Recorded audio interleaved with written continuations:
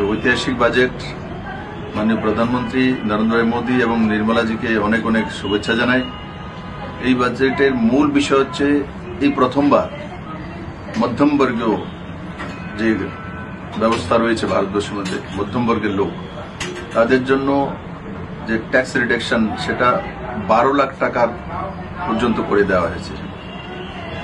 এটাতে বড় মাত্রায় সরকারি কর্মচারী থেকে নিয়ে 12 লাখ টাকা পর্যন্ত ইনকাম যারা আছে এরা ইনকাম ট্যাক্সের বাইরে চলে গেছে, লাভবান হবে। অন্যদিকে যেভাবে জীবনদায়িনী যে মেডিসিন সেগুলোকে ডিউটি ফ্রি করে দেওয়া হয়েছে, আর তার সঙ্গে সঙ্গে ট্যাক্স রিডাকশন বাড়িয়ে দেওয়া হয়েছে।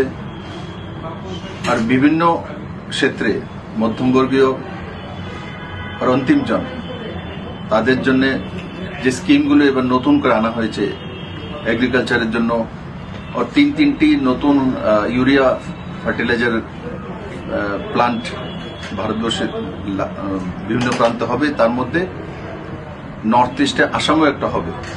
তো কুল মিলিয়ে যে বাজেট সেটা জনদরদি বাজেট এবং সঙ্গে সঙ্গে যুবাদের রোজগারের বাজেট, মহিলাদের স্বরোজগারী করার জন্য এসএসজি এবং অন্যান্য গ্রুপদেরকে শক্তিশালী করার জন্য বাজেট। আমি আশা করি তাতে ভারতবর্ষের প্রত্যেকটি প্রান্তে লাভবান হবে এবং রাজ্যগুলোকেও ক্যাপিটাল এক্সপেন্ডিচার প্রায় 2 লাখ কোটি টাকার কাছাকাছি ক্যাপিটাল এক্সপেন্ডিচার যাতে লোন নিতে পারে এক্সট্রা, সেই ব্যবস্থাও এই বাজেটের মধ্যে রয়েছে। আমি আবারও সমস্ত ত্রিপুরাবাসীকে এই বাজেটের সঠিকভাবে বোঝা এবং জানার জন্য আগ্রহ করব। সবাইকে ধন্যবাদ। কদিন আগে এখানে প্ল্যানারি সেশনের নামে বিশাল মেলা করে গেলেন, লক্ষ লক্ষ টাকা এমনিতে উড়িয়ে দিলেন স্বরাষ্ট্রমন্ত্রী অমিত শাহ, তাকে নিয়ে এসে বিশাল প্রচার হলো। কিন্তু এবার এই ডোনারের বাজেটে এবং সব মিলিয়ে নর্থ ইস্টার্ন রিজিয়নে যে সমস্ত কিছু বরাদ্দ হয়, এটা গতবারের তুলনায় 13,000 কোটি টাকা কম, 13,000 crore। তারপর আরেকটা হলো যে মিডল ক্লাস তাদেরকে উন্নত করার জন্য নানা ছাড় দেওয়া হবে।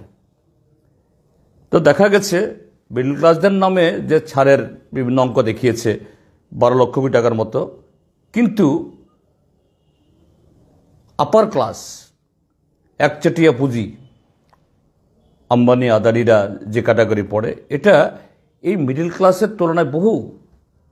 তাহলে আম্বানি আদানি তাদের সংখ্যা কত? অনলি 1%।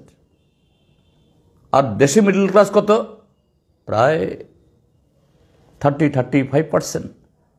তো 35% লোকের জন্য তোমার বরাদ্দ বা তোমার সাহায্য মাত্র 12 লক্ষ কোটি টাকা ট্যাক্স ছাড় বা অন্যান্যভাবে, কিন্তু 1% আম্বানি আদানি তাদের জন্য এর থেকে বহু গুণ আরও নানাভাবে। তো এইভাবে এই বাজেট এটা প্রত্যাশিতভাবেই আরেকটা for the rich, of the rich and only for the rich, অর্থাৎ ধনীদের তোয়াজ করার জন্য এদেশের গরিব মানুষের রক্ত চুষে, চামড়া ছিঁড়ে, চাবুক মেরে এই দেশকে সম্পূর্ণভাবে বড়দের যে অবাধ শোষণের ক্ষেত্র, আর নরেন্দ্র মোদীর নেতৃত্বে এই এনডিএ সরকার সেই বড়লোকদের স্বার্থ রক্ষা করার জন্য গত 11 বছর যেরকমভাবে কাজ করেছে, এবারেও আরও বেপরোয়াভাবে এই পদক্ষেপ নিয়েছে। সম্পূর্ণ জনবিরোধী। আমাদের পার্টি কেন্দ্রীয় কমিটির তরফ থেকেও এই বাজেটের তীব্র বিরোধিতা করা হয়েছে। আমরাও আমাদের ত্রিপুরা রাজ্য কমিটি তীব্র বিরোধিতা করছি এবং এর বিরুদ্ধে আমরা সারা রাজ্যের মধ্যেই আমরা এই বাজেটের বিরুদ্ধে নামব। সারা রাজ্যে আমাদের সমস্ত ইউনিটকে আমরা বলবো রাস্তায় নেমে কিভাবে এই সরকার দেশের আমজনতাকে, গরিব মানুষকে, কৃষক, ক্ষেতমজুর, জমিয়া, এসটি, এসসি, ওবিসি তাদের ঠকাচ্ছে। দেশের বেকার যুবক, আমাদের দেশের প্রায় 2/3 তাদের বয়স, জনসংখ্যার তাদের বয়স 40 বছরের নিচে, তাদের ভবিষ্যৎকে আজকে অন্ধকারের দিকে ঠেলে দিচ্ছে। তার বিরুদ্ধে রাস্তা নামার জন্য আমি আমাদের পার্টির সমস্ত ইউনিটকে আহ্বান জানাচ্ছি এবং জনগণকেও এই লড়াইয়ে, এই প্রতিবাদে সামিল হওয়ার জন্য আমি আহ্বান জানাচ্ছি।